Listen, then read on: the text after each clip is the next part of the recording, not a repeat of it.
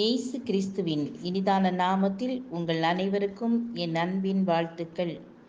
இன்றைய தினம் உங்களுக்காக கொடுக்கப்பட்ட வேத வசனம் சங்கீதம் 43 1 தேவனே, நீர் என் நியாயத்தை விசாரித்து பக்தி இல்லாத ஜாதியாரோடு எனக்காக வழக்காடி சூதும் அநியாயமான மனுஷனுக்கு என்னை தப்புவியும். ஜோன்ஸ் ஒப்பந்த அடிப்படையில் கட்டடம் கட்டி கொடுக்கும் தொழில் செய்து நிறைய பணம் சம்பாதித்தான். அவனது மிக நெருங்கிய உறவினரான மாமா ஒருவர் அவர் நடத்தி வரும் ஒரு சாதாரண வியாபார நிறுவனத்துடன் சேர்ந்து தொழில் செய்யும்படி மிகவும் அன்புடன் வற்புறுத்தி அழைத்தார். ஆகவே ஜோன்ஸ் அதற்கு சம்மதித்து கட்டிடத் தொழிலில் சம்பாதித்து வைத்திருந்த முழு தொகையையும் வியாபார நிறுவனத்தில் முதலீடு செய்தான். அந்நிறுவனத்தில் தனது மாமாவுடன் உற்சாகமாக வேலை பார்த்தான். குறுகிய காலத்திற்குள் அந்நிறுவனம் நன்கு வளர்ந்தோங்கியது. தானும் தனது மாமாவும் செய்து வருகிற வியாபாரத்தில் நல்ல வருமானம் வருகிறது என பெருமையாக தன் நண்பர்களோடு பேசிக் கொள்வான்.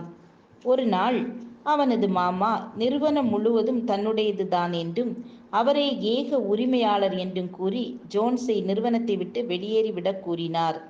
தனது மாமாவை முற்றிலும் நம்பி ஏமாற்றப்பட்டு விட்டதை உணர்ந்து அதிர்ச்சிக்குள்ளானான். தந்திரமாக அவர் நிறுவனத்தையும் ஜோன்ஸ் கொடுத்த முழு முதலீட்டையும் தனது முதலீடாகவே பதிவு செய்துள்ளார் என்பதையும் அறிந்து செய்வதறியாது திகைத்து நின்றான். தனது முதலீட்டையும் போட்டு தனது முழு உழைப்பையும் கொடுத்து வளர்த்த நிறுவனத்தில் தனக்கு ஒன்றுமில்லை என வெளியேற்றியதை குறித்து தனது மாமா மீது மிகுந்த கோபம் கொண்டான். அவர் மீது நீதிமன்றத்தில் வழக்கு தொடர விரும்பினான். ஜோன்ஸ் நல்ல கிறிஸ்தவன். அவனது மாமா தேவனை அறியாத ஒரு மனிதர். ஜோன்ஸ் தனக்கு சம்பவித்த நிலவரத்தையும் வழக்கு தொடர விரும்புவதையும் தனது பாஸ்டரிடம் போய் சொன்னான்.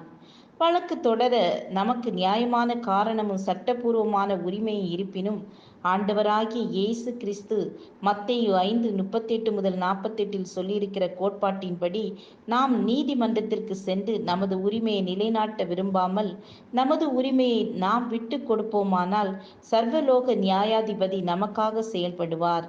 அதுதான் நம்முடைய கிறிஸ்தவ வாழ்க்கைக்கான சாட்சியாக அமையும் என்று பாஸ்டர் கூறினார்.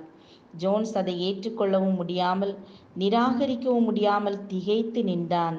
எனினும் சூழ்நிலைகளை விளங்கி கொண்ட பாஸ்டர் தனக்கு அறிமுகமான கிறிஸ்தவ வழக்கறிஞரான ஜான் தக்கரிடம் அனுப்பி வைத்தார். ஜோன்ஸ் வழக்கறிஞரின் ஆலோசனைக்காக சென்றான். வழக்கறிஞர் நீதிமன்றத்திற்கு செல்வதானால் ஏற்படும் செலவையும் தீர்ப்பு கிடைக்க ஏற்படும் காலதாமதம் குறித்தும் பாஸ்டர் கூறிய வேத ஆலோசனையின் அடிப்படையில் அவரது மாமாவுக்கு ஒரு கடிதம் அனுப்பலாம் என்று ஆலோசனை கூறினார்.